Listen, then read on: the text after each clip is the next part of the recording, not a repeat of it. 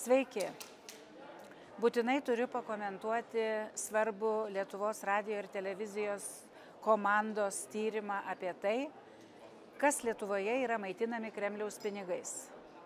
Tyrimas su faktais, kaip Lietuvoje veikia Rusija.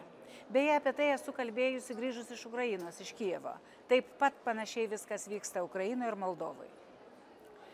Būtinai perskaitykite, pasidalinau tuo tyrimu komentaruose. Kokie klausimai kyla ir kokias išvadas būtina padaryti? Ne į visus klausimus turiu atsakymų, bet kai kuriuos noriu pakomentuoti. Pirmas. Man svarbiausia pavardė šiame tyrime buvęs Lietuvos kariuomenės vadas Valdas Tutkus. Labai aukštas ir svarbus buvęs Lietuvos, jau nepriklausomas Lietuvos žmogus. Klausimas, kada jis pradėjo dirbti Rusijai? Man teko su juo dirbti 2008 metais, tapus ministre. Teko gerokai pavargti, kad galėčiau atsikratyti juo. Nes tuomet ir prezidentas Valdas Adamkus ir užsienio reikalų ministras Vygaudas Ušackas, taip švelniai, bet darė spaudimą man palikti Tutkų antrai kadencijai. Mat šis buvo padaręs didžiulį įspūdį NATO karinio komiteto nariams, o tai yra kariuomenių vadų toks komitetas visų NATO šalių. Ir Tutkus buvo pradėjęs žygius tapti šio komiteto pirmininku. Įstatymas numato tik vieną kadenciją kariuomenės vadui, o komiteto pirmininku gali tapti tik einantis pareigas kariuomenės vadas. Tačiau Tutkus buvo pradėjęs stiprią kampaniją, kad įstatymą dėl tos vienos kadencijos interpretuotumėm kitaip, jam palankia linkme. Džiaugiuosi, kad man tuomet pavyko atsispirti, nors sveikatos daug pagadinau, bet labai pagelbėjo 2009 metais prezidente išrinkta Dalia Grybauskaitė. Ir dabar klausimas mums, Lietuvos politikams, ypač tiems, kurie skiria žmonės į atsakingas pareigas.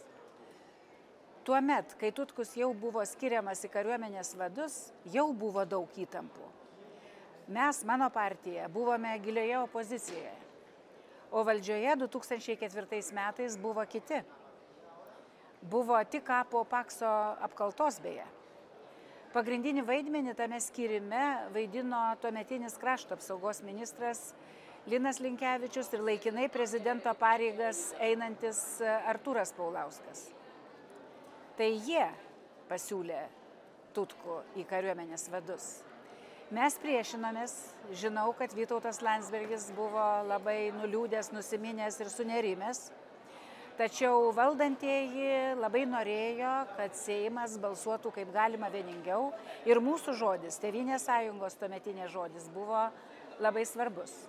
Todėl jie pasiūlė kompromisą. Taip, jie siūlys vadu Valdą Tutkų, o lauko kariuomenės vadu, kada tai buvo įtakinga pareigybė kariuomenėje, vietoje Tutkaus paskirti Arvydą Pocių.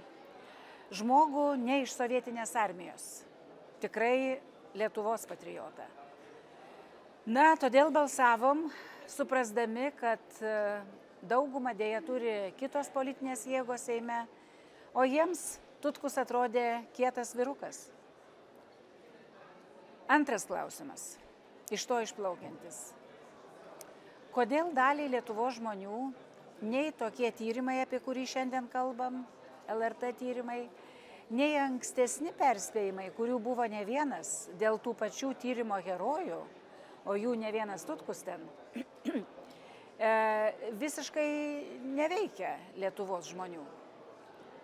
Juk tie veikėjai nuolat sukosi apie parlamentinės politinės partijas, dalyvavo politikoje ir tos partijos, bent jau man tai akivaizdžiai buvo Kremliaus projektai.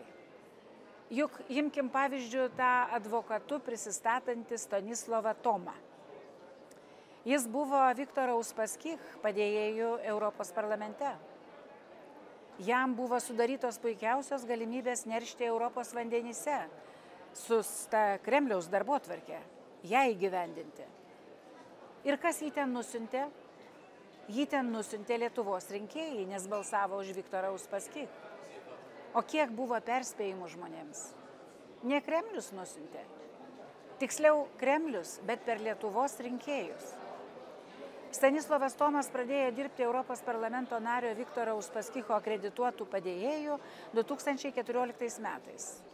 Jo darbo laikotarpis truko 2 metus, iki 16, kai jis buvo atleistas iš pareigų dėl to, kad tuo pačiu metu dirbo advokatu.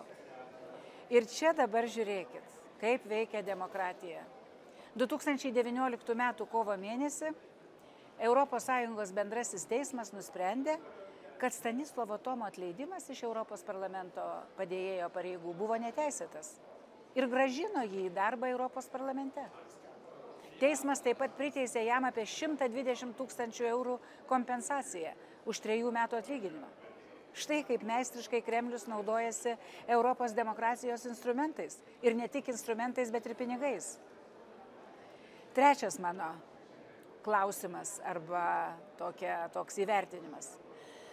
Šįryt manęs žmonės klausė komentaruose ir žinutėmis, ar pakankamai aktyviai dirba Lietuvos valstybės saugumo departamentas ir kitos institucijos.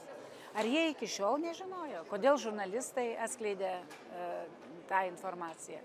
Aš manau, kad žinojo. Ar pranešė tiems sprendimų priėmėjams tuomet laikotarpiu tuo, apie kurį aš kalbėjau, kai Tutkus buvo skiriamas ir vėliau, aš nežinau. Aš žinau tik, kad daugelis politikų užimančių aukštas pareigas dažnai skundžiasi, kad VSD jam praneša tik po to, kada jau kokie nors blogi dalykai padaryti arba sprendimai priimti. Žinau ir tai, kad mūsų politinė sistema yra labai pažeidžiama tokioms įtakoms. Kaip ir visų demokratijų beje. Mano išvada tokia, kad Kremlius meistriškai naudoja demokratiją kaip valstybės valdymo formą, kaip žodžio laisvę tam, kad naikintų tas demokratijas iš vidaus. Jie labai greit perprato, kaip greitai galima naudotis tom demokratijos gerybėm ir sakyti, žiūrėkit, mes laisvi čia daryti ir kalbėti, ką norim. Dabar jau matome, kaip Kremlius veikia, kaip vyksta tos įtakos, diagnozė lyg ir aiški, tačiau nei daugelis ES valstybių ir ne tik ES valstybių dar neranda priemonių, kaip tokią veiklą užkardyti ar sustabdyti. Ketvirtas mano klausimas. Ar tie, kurie yra paminėti Lietuvos radijo ir televizijos tyrime, yra tik vieninteliai prorusiški arba Kremliaus veikėjai? Na, kad jie yra atvirai pro-Kremliaus įrankiai, tai akivaizdu.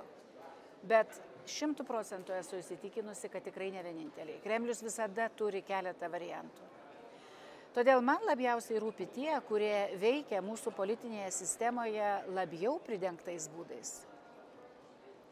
Aš paklausiu visai atvirai, kodėl Lietuvos premjeras Gintautas Paluckas dirba ranka rankon su Žemaitaičiu? Kas jį verčia tai daryti? Ir svarbiausia, kas gali užtikrinti, jog atėjus dienai X ši draugystė nebūtų lemiama ir istorinė Lietuvos klaida. Aš labai nuoširdžiai dėkoju atlikusiems tyrimą žurnalistams. Jų darbas ant fronto linijos. Neabejoju, kad puolimas prieš nacionalinį transliuotoją po šito tyrimo dar sustiprės. Ir dabar jau turbūt daugeliui bus aišku, kodėl. Va būtent todėl, kad tikrai laisvi ir drąsūs žurnalistai yra Kremliaus taikinys visur. Lietuva ne išimtis. Tad nebijokim ir toliau dirbti. Ačiū.